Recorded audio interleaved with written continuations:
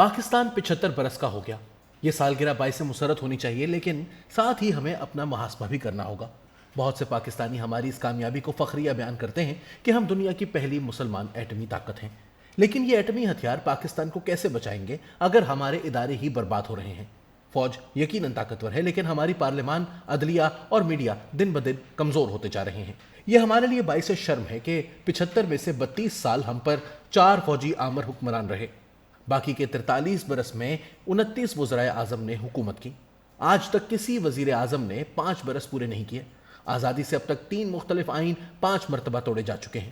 یہ درست ہے کہ پاکستان جو کبھی ایک چھاؤنی ریاست کہلاتا تھا، 2007 سے اب تک فوجی آمریت سے بچا رہا ہے، لیکن جمہوریت اب بھی انتہائی کمزور ہے۔ حال ہی میں اکانومسٹ انٹیلیجنس یونٹ نے پاکستان کو ہائیبرڈ یعنی مخلوط حکومت قرار دیا، یعنی ایک ایسا ملک جو مکمل جمہوریت نہیں کہلا سکتا، گو کہ اس میں جمہوری عوامل موجود ہیں۔ یہ کوئی راز نہیں کہ 2018 میں جرنیلوں نے الیکشن میں دھاندلی کر کے عمران خان کو اقتدار دیا۔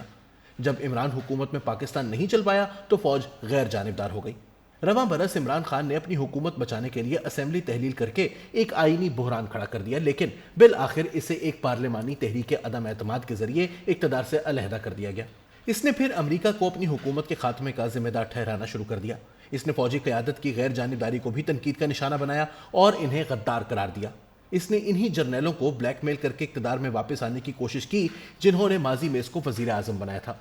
یہ حربہ البتہ کارگر نہ ہوا۔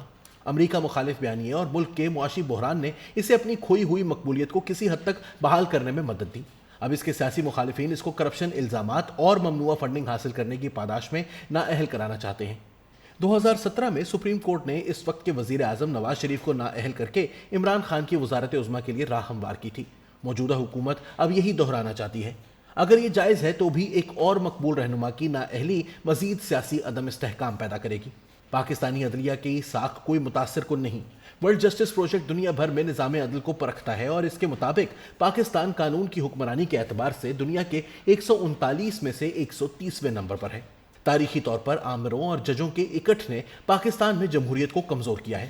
پاکستانی ججوں کو خود کو سیاست سے دور رکھنے کی ضرورت ہے۔ ایک جانب عمران خان فوج کی غیر جانبداری کو چیلنج کر رہا ہے اور دوسری طرف حکومت عدالتوں سے عمران خان کو نااہل کروانے کی کوشش کر رہی ہے۔ حکومت اور اپوزیشن دونوں اداروں ہی سے لڑ رہے ہیں۔ طاقت کے کھلاڑیوں میں اس جنگ کی زد میں میڈیا کی آزادی بھی آ چکی ہے۔ 2022 کے ورلڈ پریس فریڈم انڈیکس کے مطابق پاکستان دنیا کے 180 ممالک میں سے 157ویں نمبر پر ہے۔ 2018 میں عمران خان کے حکمران بننے کے بعد اگلے 4 سال میں پاکستان 18 پوائنٹس نیچے گر چکا ہے۔ ٹی وی چینل بند کیے گئے، صحافیوں پر حملے کیے گئے، ان کی گرفتاریاں ہوئیں اور ان پر پابندیاں بھی لگیں۔ عمران خان کے اقتدار سے نکلنے کے بعد بھی میڈیا کی آزادی کو خطرات لاحق ہیں۔ جب میرے ساتھی صحافیوں اسد علی طور اور ابصار عالم پر گزشتہ برس حملے ہوئے تھے تو اس وقت کے اپوزیشن لیڈر شہباز شریف ان سے ملنے ان کے گھر گئے تھے اور میڈیا کی آزادی کے ساتھ کھڑے رہنے کا عزم ظاہر کیا تھا۔ اب وہ وزیر اعظم ہیں اور ان کی حکومت نے ARY پر پابندی عائد کر دی ہے، جو کہ عمران خان کا حامی چینل ہے۔ اس چینل کے مالک اور اینکرز کو بغاوت کے مقدمات کا سامنا ہے کیونکہ انہوں نے فوج پر تنقید کی تھی۔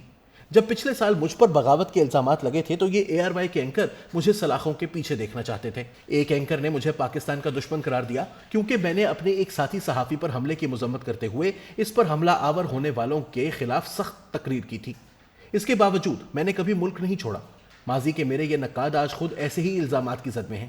میں ان کو خاموش کرانے کے حق میں نہیں۔ میڈیا کی آزادی جمہوریت کا ایک لازمی ستون ہے۔ ایسی کسی جمہوریت کا تصور محال ہے کہ جس میں سماجی اور سیاسی مسائل کے حل کے لیے بڑے پیمانے پر مباحث نہ ہوتے ہوں۔ گزشتہ برس مجھے بغیر کسی عدالتی حکم کے 9 ماہ تک ٹی وی اسکرین سے دور رکھا گیا۔ چند روز قبل ایک اور اینکر عمران ریاض خان کو اس کے چینل نے بغیر کسی وجہ کے ٹی وی اسکرین سے ہٹا دیا۔ ایسے حربے نہ صرف میڈیا کو بطور ادارہ کمزور کریں گے بلکہ لامحالہ پاکستانی جمہوریت کو بھی ایک مذاق بنا کر رکھ دیں گے۔ مجھے پتا ہے طاقت کے ایوانوں میں کچھ لوگوں کو یہ بات پسند نہیں آئے گی کہ میں ان لوگوں کا ساتھ دے رہا ہوں جنہوں نے میرے ساتھ اچھا سلوک نہیں کیا، مگر میں نہیں سمجھتا کہ انتقام ہمارے مسائل کا حل ہے۔ میں سمجھتا ہوں عمران خان کو یہ تسلیم کرنا چاہیے کہ نواز شریف کی نااہلی کی حمایت کرنا ایک غلطی تھی۔ نواز شریف کو بھی عمران خان کی نااہلی کی مخالفت کرنا چاہیے۔ صدر عارف الوی کا تعلق سب سے بڑی اپوزیشن پارٹی سے ہے جس کے سربراہ عمران خان ہیں۔ شہباز شریف نواز شریف کا چھوٹا بھائی ہے جس نے 1998 میں پاکستان کو ایٹمی قوت بنایا تھا۔ کیا طاقت کے کھیل کے یہ 2 بڑے کھلاڑی ایک ایسا مکالمہ شروع نہیں کر سکتے جس میں تمام سیاسی اسٹیک ہولڈر جمہوری اداروں کی مضبوطی کی خاطر حصہ لیں؟ سب سے بہتر رستہ قانون کی عملداری اور آئین کی بالادستی ہی کا ہے۔ सिर्फ यही اداروں کو تباہ ہونے سے بچا سکتے ہیں۔